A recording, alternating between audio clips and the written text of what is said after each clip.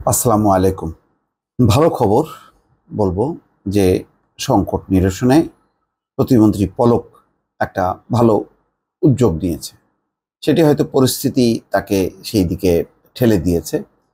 সেটা হলো শ্যালককে নির্বাচন থেকে সরে দাঁড়ানোর নির্দেশ পলকের। দর্শক, আপনারা জানেন যে এই ঘটনা সহ আরও অনেকগুলো ঘটনা একেবারে সর্বোচ্চ পর্যায়ে গেছে সরকারের। প্রধানমন্ত্রী ক্ষুব্ধ হয়েছেন এবং আওয়ামী লীগের সাধারণ সম্পাদক ওবায়দুল কাদেরকে বলেছেন কোনো এমপি মন্ত্রীর পরিবারের সদস্য এমনকি স্বজনরা পর্যন্ত নির্বাচন করতে পারবে না। যদি করে তাহলে তাদের বিরুদ্ধে সাংগঠনিক ব্যবস্থা নেওয়া হবে, আরও অন্যান্য পদক্ষেপ নেওয়া হবে। এরকম কড়া হুঁশিয়ারির পর সবাই নড়ে চড়ে বসেছে এবং হয়তো সেই ঘটনার প্রেক্ষিতেই প্রতিমন্ত্রী পলক গেছেন নাটোরে। সেখানে রাজশাহী মেডিকেলে চিকিৎসাধীন যেই প্রতিদ্বন্দ্বী প্রার্থী, যাকে অপহরণ করা হয়েছিল, যাকে একেবারে চরমভাবে নির্যাতন করা হয়েছিল, একেবারে মুমূর্ষু অবস্থায় তিনি হাসপাতালে ভর্তি হয়েছিলেন, আইসিইউতে এখনও চোখে ঝাপসা দেখছেন বলে খবরের প্রকাশ। তাকে সান্ত্বনা দিয়েছেন, তার চিকিৎসার ব্যবস্থা করেছেন এবং বলেছেন যে আমি লজ্জিত, দুঃখিত, ক্ষমা প্রার্থী। এমনকি বলেছেন যদি আমার স্বজনও কেউ এই ঘটনার সাথে জড়িত থাকে তার নিস্তার নেই। তারপরে এখন আরেকটি খবর দেখছি যে শ্যালককে নির্বাচন থেকে সরে দাঁড়ানোর নির্দেশ দিয়েছেন প্রতিমন্ত্রী। অর্থাৎ মূল অভিযুক্ত হয়ে যাচ্ছে তার শ্যালক, এটা মোটামুটি ওপেন সিক্রেট। তো সেই কারণেই তাকে সরে যাওয়ার। তাহলে দেলোয়ারের জন্য এখন সুখবর হলো যে আর কোনো হয়তো প্রতিদ্বন্দ্বী থাকছে না, তিনি বিনা প্রতিদ্বন্দ্বিতায় নির্বাচিত হয়ে যাবেন। কারণ আরও বাকি যে চারজনের দাঁড়ানোর কথা ছিল তারাও প্রত্যাহার করেছেন।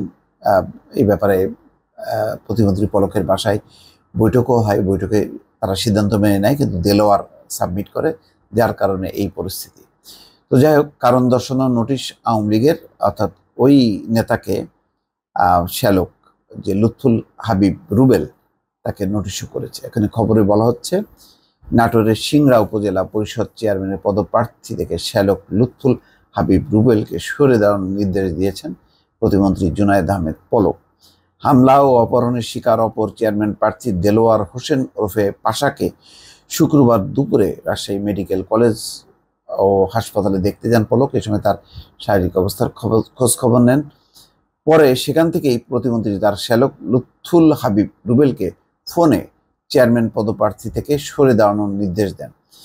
বিষয়টি নিশ্চিত করেছেন সিংড়া উপজেলা আওয়ামী লীগের সাধারণ সম্পাদক ও পৌর মেয়র জান্নাতুল ফেরদৌস। এদিকে ঘটনার সঙ্গে জড়িত আটক সুমন আহমেদের স্বীকারোক্তিতে সিংড়া উপজেলা আওয়ামী লীগের যুগ্ম সাধারণ সম্পাদক ও উপজেলা চেয়ারম্যান পদপ্রার্থী লুৎফুল হাবিব রুবেলের সম্পৃক্ততা পাওয়ায় কারণ দর্শানোর নোটিশ দিয়েছে সিংড়া উপজেলা আওয়ামী লীগ। আগামী 3 দিনের মধ্যে নোটিশের জবাব দিতে বলা হয়েছে, অন্যথায় সাংগঠনিক ব্যবস্থা নেওয়ার কথা জানানো হয়েছে ওই নোটিশে। দর্শক, আমি বলেছিলাম এগুলি পরিস্থিতি এমন যে এখন সর্বোচ্চ পর্যায়ের হস্তক্ষেপ ছাড়া এই তৃণমূলে এইগুলি নিয়ন্ত্রণ করা যাবে না। কেননা এখন যারা মন্ত্রী হচ্ছেন, এমপি হচ্ছেন, তারা একটা পারিবারিক রাজ্য গড়ে তোলার চেষ্টা করছেন।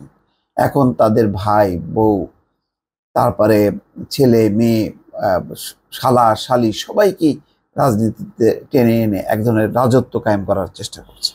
তো এটা যদি হতে থাকে তাহলে তো আর দলের অন্য কোনো নেতাকর্মীর রাজনীতি করার সুযোগ নেই। যদি ক্ষমতার মধুও বলা হয়, সেই মধু খাওয়ারও তো কোনো সুযোগ থাকবে না। তো সুতরাং বাধ্য হয়ে আওয়ামী লীগ একটা কঠোর পদক্ষেপ নিয়েছে। সিংড়া উপজেলা আওয়ামী লীগের সাধারণ সম্পাদক পৌর মেয়র জান্নাতুল ফেরদৌস বলেন, দলের সিদ্ধান্ত অনুযায়ী কোনো এমপি মন্ত্রীর আত্মীয় স্বজন নির্বাচন করতে পারবেন না। সেই নির্দেশনার আলোকে প্রতিমন্ত্রী তার শ্যালক লুৎফুল হাবিব রুবেলকে নির্বাচন থেকে সরে দাঁড়ানোর নির্দেশ দেন। আচ্ছা, জান্নাতুল ফেরদৌস বলছেন, আগামী শনিবার উপজেলা আওয়ামী লীগের জরুরি সভা ডাকা হয়েছে। লুৎফুল হাবিব রুবেলের পক্ষে উপজেলা আওয়ামী লীগের কেউ কাজ করবে না মর্মে এমন সিদ্ধান্ত তাকে জানিয়ে দেওয়া হবে। এছাড়া ঘটনার সঙ্গে ছাত্রলীগ, স্বেচ্ছাসেবক লীগ, শ্রমিক লীগে যারা জড়িত রয়েছে তাদেরকেও স্ব সংগঠন থেকে কারণ দর্শানোর নোটিশ দেওয়া হবে।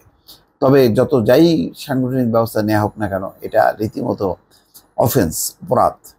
এটা আইনগতভাবে এটি যদি ব্যবস্থা না নেওয়া হয় তাহলে আইনের প্রতি সম্মান দেখানো হবে না এবং এই ঘটনাগুলো শুধু সাংগঠনিকভাবে ব্যবস্থা নেওয়ার মধ্য দিয়ে আইনের যেই সাজা হওয়ার কথা বা ব্যবস্থা হওয়ার কথা সেটাকে ভোতা করে দেওয়া হবে। সুতরাং এটা আইনগত এবং সাংগঠনিক উভয়ভাবেই একটি অভিযান পরিচালনা অত্যন্ত জরুরি বলে অনেকে মনে করছেন।